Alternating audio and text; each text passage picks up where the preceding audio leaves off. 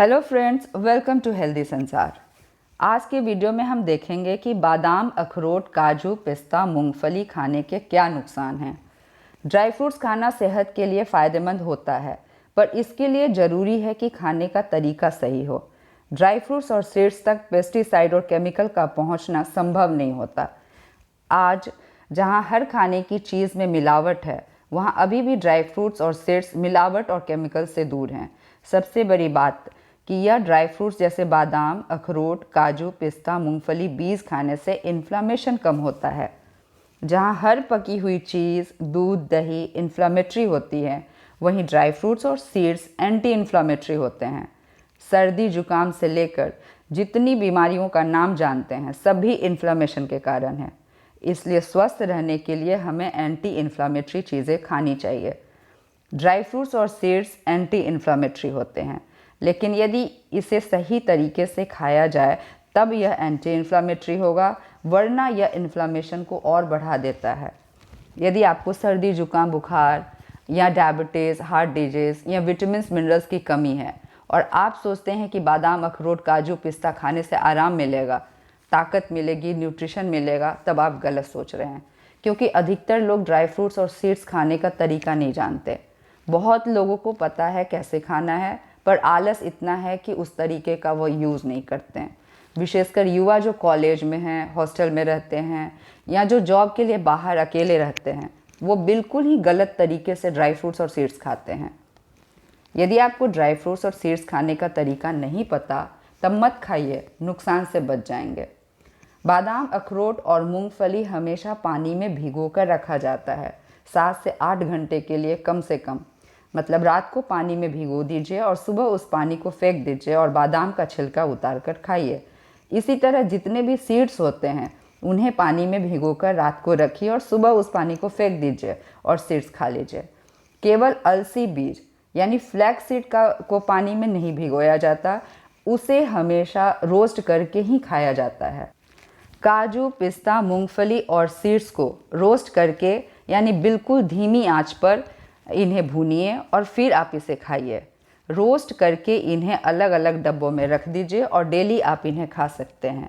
यह तरीका भी अपनाया जा सकता है, पर द बेस्ट न्यूट्रिशन मिलेगा जब ड्राई फ्रूट्स और सीड्स पानी में भिगो कर खाते हैं। बादाम और अखरोट रोस्ट करके कभी नहीं खाया जाता। इसे हमेशा पानी में भिगोकर पूरी रात रखिए, तभी इसे खाइए, वरना हार्मोन इम्बैलेंस होगा, शरीर में गर्मी हो जाएगी, दाने और मुहासे निकलेंगे, खांसी होगी तो यह और भी बढ़ जाएगा। सभी तरह के ड्राई फ्रूट्स और सीड्स में एंटी न्यूट्रिएंट्स होते हैं। वह एंटी न्यूट्रिएंट्स इन्फ्लामेशन को बढ़ाते हैं।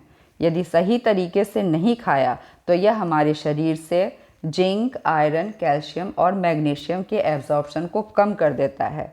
यहाँ दो तरह से नुकसान हो गया। एक, जो हमें न्यूट्रिशन मिलता वो ड्राई फ्रूट्स और सीड्स से, वो मिला नहीं, और जो हमने दूसरे फूड आइटम से लिया था उसे यह एब्जॉर्ब होने नहीं दिया। बादाम, अखरोट, काजू, पिस्ता आदि सभी में फाइटिक एसिड होते हैं जो एंटी न्यूट्रिएंट्स हैं। यह डाइजेस्टिव एंजाइम को भी अफेक्ट करते हैं, जिससे प्रोटीन और फैट का एब्जॉर्प्शन कम हो जाता है। यदि आंत में यह सही से डाइजेस्ट नहीं हुआ तो इसका प्रभाव लीवर पर पड़ता है, क्योंकि फाइनली प्रोटीन और लिपिड मेटाबोलाइज लीवर में होता है। इससे यूरिक एसिड बढ़ता है। यूरिक एसिड बढ़ने से शुगर लेवल भी बढ़ता है। इससे एसिडिटी होती है। जो व्यक्ति 50 से ऊपर के हैं, उनमें जो स्टमक में मौजूद HCl एसिड है, उसकी pH वैल्यू बढ़ जाती है, जिससे प्रोटीन का डाइजेशन प्रॉपर नहीं होता। आप यह कह सकते हैं कि उम्र बढ़ने के साथ स्टमक में मौजूद एसिड की एसिडिटी कम हो जाती है, उन्हें इसका ज़्यादा नुकसान होता है। ड्राई फ्रूट्स और सीड्स खाने का सही तरीका होता है और साथ ही सही मात्रा में खानी चाहिए। ज़्यादा खाने से यूरिक एसिड बढ़ेगा, ओमेगा 6 बढ़ जाएगा, कोलेस्ट्रॉल बढ़ जाएगा, शुगर लेवल भी बढ़ेगा, लीवर में भी फैट बढ़ेगा, इंसुलिन रेसिस्टेंस भी बढ़ेगा और हार्मोन इम्बैलेंस भी होगा। इसलिए सही तरीके से खाइए और सही मात्रा में खाइए। बादाम, अखरोट, काजू, पिस्ता, मूंगफली ही सबसे ज़्यादा खाया जाता है। इसलिए डायबिटीज़ से मुक्ति एकमात्र साधन ज्ञान में सभी ड्राई फ्रूट्स और जो सीड्स हमें खाने हैं उनको डिटेल में बताया गया है।